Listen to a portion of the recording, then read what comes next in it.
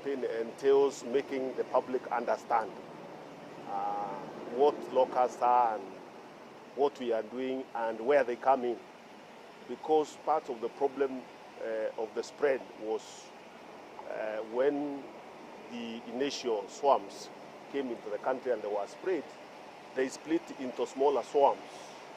And then when the people scare them where they land, then they even split further. And that's why you saw some rapid spread into counties that would not have spread if they were handled differently. So this is the information we want to share with the public tomorrow, so that the public can also be part of the containment.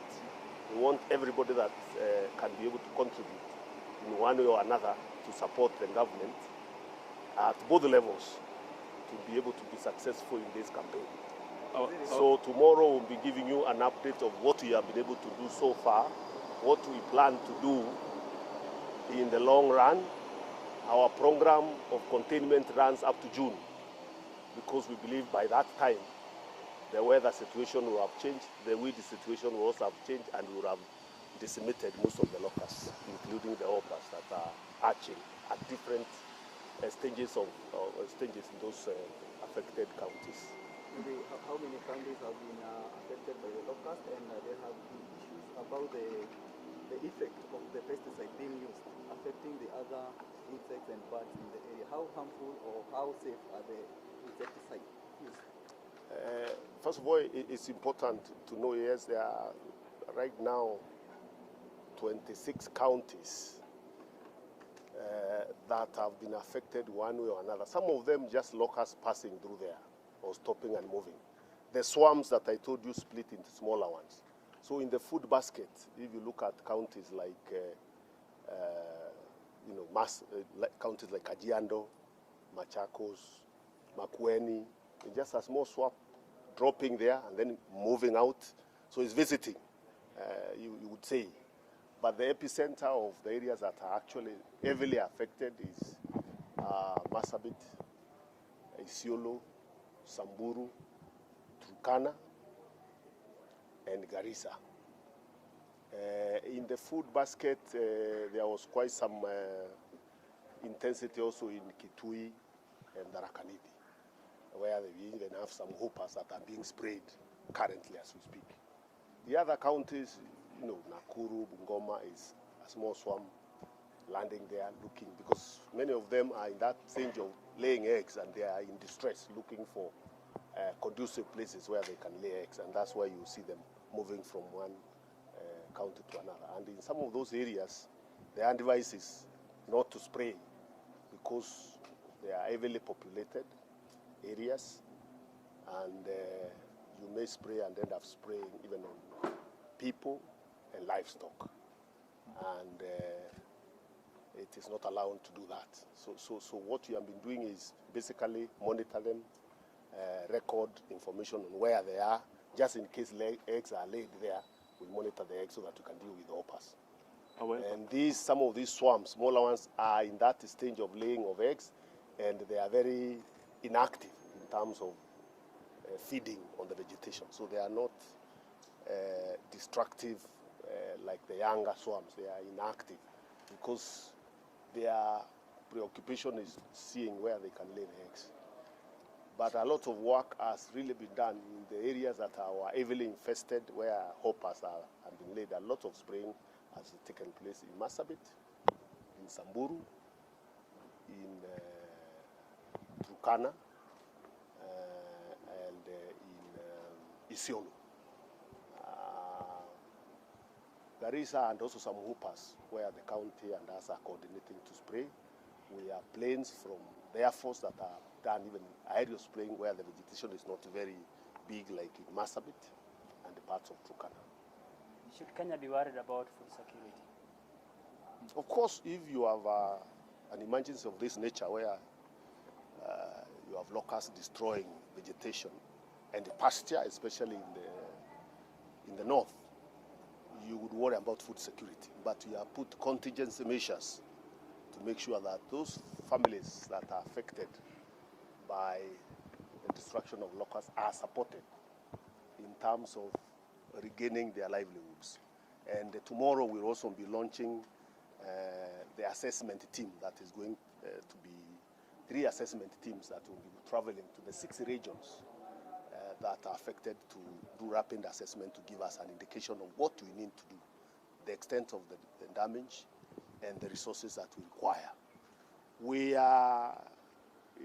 believe we can mobilize enough resources to support people and families and the communities that have been affected by the locust invasion. In your own estimation, how much do you need in terms of mitigation measures? Or maybe it would be premature for me really to give a figure right now. The initial assessment, you remember, is that FAO estimated about 55,000 hectares of land destruction, and they estimated around 2.3 billion. That was an initial assessment that was not informed by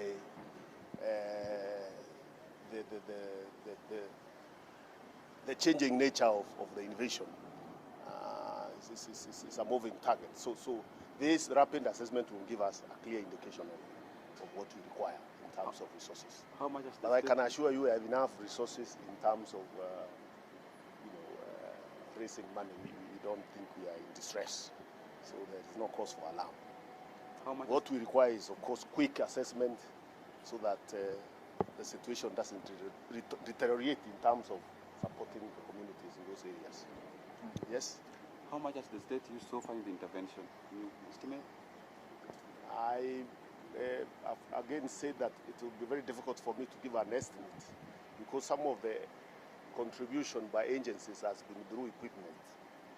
And NYS giving us its people, KWS donating a plane, Kenya Forest Service also donating a plane, the Air Force giving us 2 planes that are spraying every day. So the estimate we could give you is in terms of chemicals, where the initial buying we spent around 230 million, and we are in the process of spending another around 300 million. Of course, some of the chemicals were also bought by development partners through FAO. So our own internal budget as a Department of Crops is 230 million plus 300 million. But we are still in the process of, again, sourcing for more chemicals because we require more in the long haul, and we need to stockpile to make sure that we don't have a lull. Remember, we are under a lull of 2 weeks that contributed to the spread. If we had the chemicals ready at that time, the equipment would have contained the situation. So do you have enough chemicals as of now? Right now, we have chemicals to last a few days, and we are expecting more chemicals. There are chemicals around 30,000 liters being airlifted from Australia through support of FAO and development partners. That, we believe, what we can mobilize locally will sustain us until we get those supplies from Australia.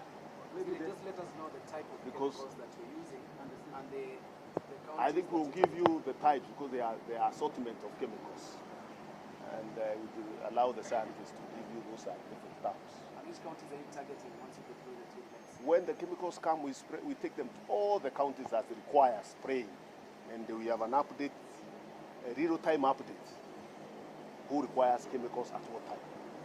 Because some of the containment is not chemicals, it's, as I've said, where it is mature locusts that are inactive, and there is more swarms, we prefer monitoring instead of spraying. And then we use where we can spray if they are not in a very highly populated area, then we use hand sprayers. So the hand spraying, of course, not much chemicals. So there's a distribution network because we have 6 bases, ground bases, that coordinates a cluster of counties.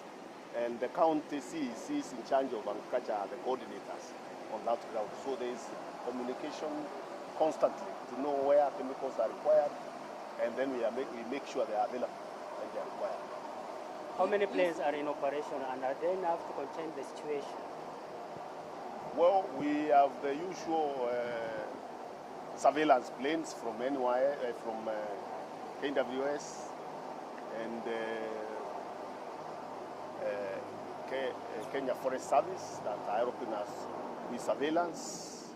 and one from the Desert Locust organization. We have around 3 planes that are surveilling.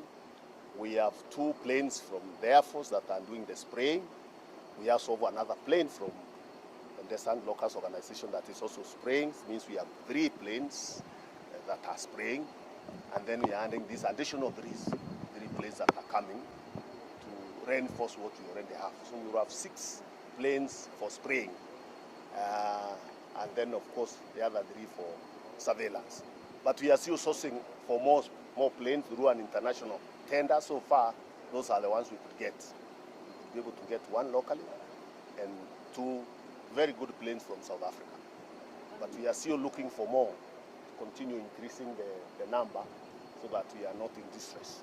Don't you think when you say that even when they're in the lane